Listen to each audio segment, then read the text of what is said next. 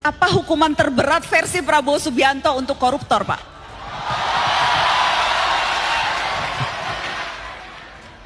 Jadi menurut pendapat saya apa yang sudah ada sekarang sudah cukup menjera. Bayangkan orang yang korupsi ya disita hampir semua kekayaannya, dimiskinkan. Selain hukumannya cukup panjang, ada yang berapa puluh tahun dan sebagainya dan sebagainya. Saya kira asal kita laksanakan dengan benar, ini cukup jera. Saya tahu maksud beberapa orang. Guys, ini Presiden Prabowo Subianto marah lantaran usulan anggota dewan kita yang meminta agar para anggota dewan ini, teman-teman, diberikan semacam kekebalan terhadap perampasan aset.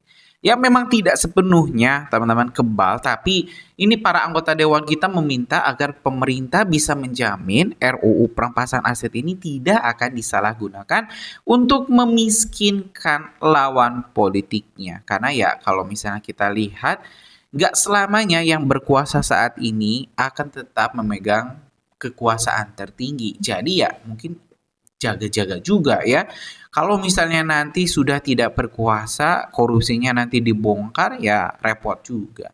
Nah ini anggota dewan kita meminta agar ada semacam jaminan RUU ini nggak disalahgunakan.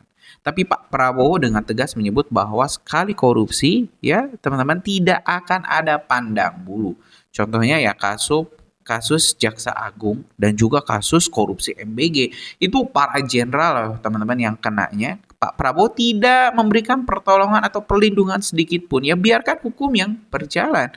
Nah ini teman-teman yang ditakuti oleh sebagian anggota dewan kita. Kalau misalnya mereka ketahuan korupsi, maka tidak akan ada jaminan harta mereka akan aman. Jadi usulannya seperti itu, permintaan dari para anggota dewan kita ingin agar RUU perampasan aset ini tidak ya jadi senjata makan tuan.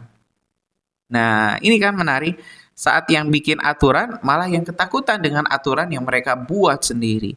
Sedangkan Pak Prabowo yang nggak mau lah hal itu. Ya biarkan hukum yang berjalan, biarkan hukum yang akan memberikan hukuman seberat-beratnya bagi para koruptor. Nah, gimana nih? Jadi gimana Pak Prabowo mau mengikuti usulan atau ya syarat ya mungkin syarat tidak tertulis para anggota dewan untuk mengesahkan RUU perampasan aset, yaitu pengen aman dari RUU tersebut. Ya, kita simak dulu deh teman-teman, ini jawaban dari Presiden Prabowo. Apa hukuman terberat versi Prabowo Subianto untuk koruptor, Pak?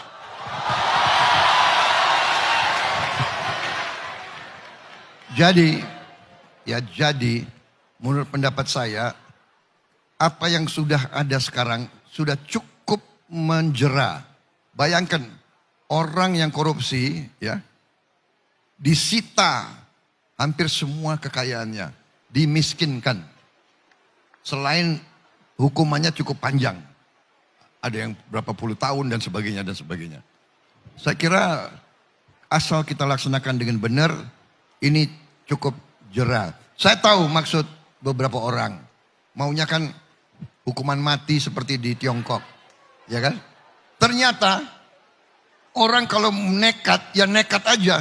Di Tiongkok sudah ada hukuman mati, masih ada korupsi yang besar-besaran di sana. Jadi kalau menurut saya, cara mengatasi korupsi, kita harus mulai dengan sistemik. Sistemnya dibuat. Ya. Jadi contoh, ya sekarang pemerintah sudah naikin gaji 8%. Menurut saya, setelah saya hitung kekayaan negara kita dan potensinya dan sebagainya, kita mampu menaikkan secara signifikan gaji hampir semua pejabat yang punya wewenang menentukan. Saya kira itu yang bisa kita lakukan. Ada beberapa contoh di negara-negara Afrika, pejabat-pejabat yang berhasil 5 tahun melaksanakan tugasnya, di ujungnya dikasih bonus yang cukup besar. Kemudian kalau kita lihat contoh di banyak negara, Untuk pejabat-pejabat tertentu disiapkan rumah sakit, dia bisa berobat dengan baik, gratis. Disiapkan juga perumahan, dia pensiun, dia bisa punya rumah sendiri. Kemudian anak-anaknya bisa sekolah asal memenuhi persyaratan akademis. Jadi istilahnya dibagi kompensasi dalam bentuk pelayanan in kind begitu. Nah, saya kira ini bisa banyak mengurangi korupsi. Pak Prabowo, bicara soal penegakan hukum dan aparatnya, penting juga untuk memastikan kelembagaan. Kata perampasan aset intinya adalah melanggar hak asasi tapi diperbolehkan oleh undang-undang. Maka teman-teman tadi mengatakan bahwa itu dilakukan secara hati-hati menghormati HAM. Namun demikian, efektivitas pemberantasan kejahatan tidak boleh mengorbankan prinsip-prinsip dari negara hukum, yaitu dari kepastian hukum, menunjung tinggi due process of law, menghormati hak asasi manusia dan juga sebagainya. Di saat jalannya penegakan hukum ini, hak asasi manusia itu tetap harus bisa berimbang sehingga tidak ada pihak yang dirugikan. Undang-undang perampasan aset ini memang harus penuh kehati-hatian karena juga harus memperhatikan hak-hak asasi dari manusia. Perampasan aset ini harus, tapi juga kita harus memikirkan bagaimana jangan sampai kita menabrak hak asasi manusia. Gue juga bingung kenapa sih orang menganggap undang-undang perampasan aset, kalau oknum hakim, mati lu, sokoknya lebih gila lu. Iya dong? Gue rampas aset lu nih. Sekarang gue jadi penyidik nih ya. Gue kasih tahu nih, ini cerita di negeri Antabaranta nih. Bukan di Indonesia ya? Bukan di Indonesia, bukan di komisi mana Antabaranta nih. Gue ini komisi yang berantas korupsi nih misalnya gitu ya. Atau badan berantas korupsi lah. Atau badan perampas aset koruptor lah gitu ya. Kau tangkap si A nih. Kau kasih, ini terjadi di negeri Antabaranta. Kau tangkap nih, si A yang nyolong koruptor nih. Kau panggil nih. Gue udah punya dong daftar harta dia dong. Betul gak? Pasti gue udah punya nih. Gue tanya, lu mau gue sita semua harta lu? Panggil bini lu datang. Atau panggil laki lu datang. Anak lu datang. Mantu lu datang sini. Mau gue sita semua? Atau lu tolong jual ke teman gue murah-murah. Setengah harga. Daripada lu gak dapat. Yang udah keluar ke koran. Mobil-mobil lu semua. Gak bisa lagi nih. Tapi kan banyak juga tanah-tanah lu yang baru AJB nih. Belum ada sertifikat. Atau udah ada sertifikat nih. Terutama belum sertifikat. Sertifikat ada buktinya kan. Yang ini gue sita. Yang ini. Harta lu yang mana belum ketahuan. Lu jual tuh. Apartemen lu. Rumah lu. Berapa ada emas lu semua. Gue udah rampas nih. Ada pernah ngitung gak? Ada pernah terbuka gak? Harta yang dirampas. Dipakai kemana semua. Emas segala macam. Itu gak bisa nekan itu orang. Lu jual sama teman gue itu ya. Udah ada tukang ngumpul tuh. Anak 20 juta. Bisa jualnya 5 juta nih.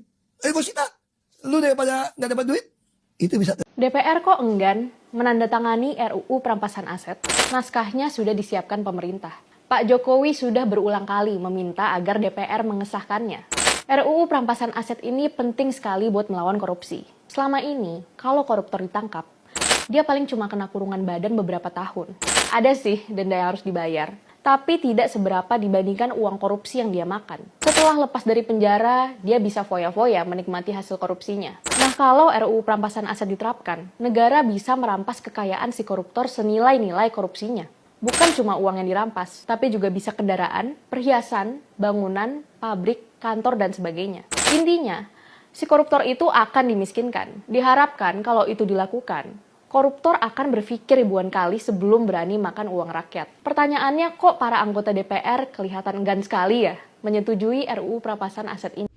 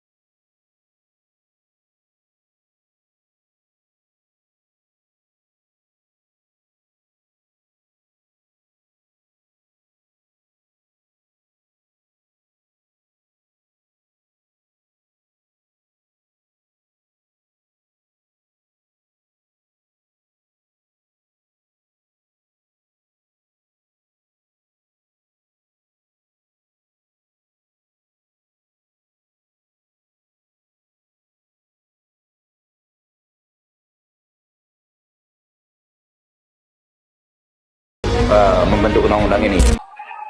Saya memperingatkan lagi, sekali lagi, untuk sekian kali lagi saya bicara dari dulu. Hei para koruptor, sadar diri.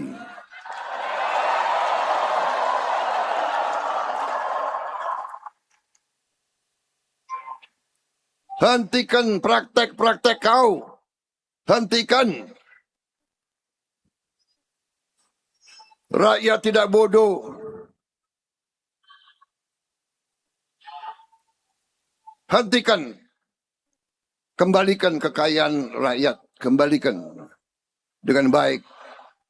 Kita bangsa pemaaf. Tapi rakyat butuh keadilan. Rakyat butuh kesejahteraan. Rakyat butuh sekolah yang baik. Guru-guru butuh gaji yang baik. Dokter-dokter, perawat-perawat butuh gaji yang baik. Tentara dan polisi butuh gaji yang baik. Supaya mereka tidak meres dari rakyat.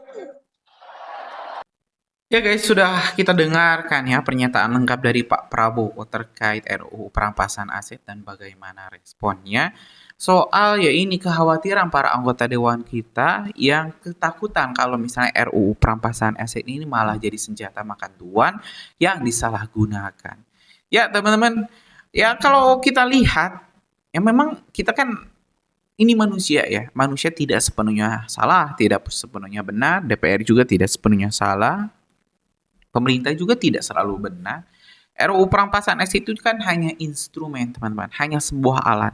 Jadi siapa yang memegangnya, ya itu akan jadi alat yang positif atau yang mungkin negatif seperti yang dikhawatirkan Pak anggota dewan kita. Tapi itu lebih baik daripada kita tidak punya alat sama sekali. Ibaratnya kita mau perang, teman-teman, tapi kita takut memegang senjatanya karena takut melukai kita sendiri. Ya alhasilnya kita bakal babak belur kan di medan perang. Yang mending kita pegang senjatanya dengan yakin, dengan kuat, agar ya para koruptor ini bisa jerak. Minimal ya para koruptor ini bisa dimiskinkan semiskin-miskinnya. Jangan kasih napas lah bagi para koruptor yang saat ini sedang ketakutan lantaran bentar lagi RUU perampasan aset akan disahkan. Wah, gimana menurut kalian? Guys, punya pendapat lain, setuju nggak kalau ya RUU perampasan aset jalan terus? Ya, mungkin itu informasi kita hari ini. Kita bakal lanjut di video selanjutnya. Jangan lupa support kajian online biar kita terus bisa menyuarakan soal RUU perampasan aset. Terima kasih. Assalamualaikum warahmatullahi wabarakatuh.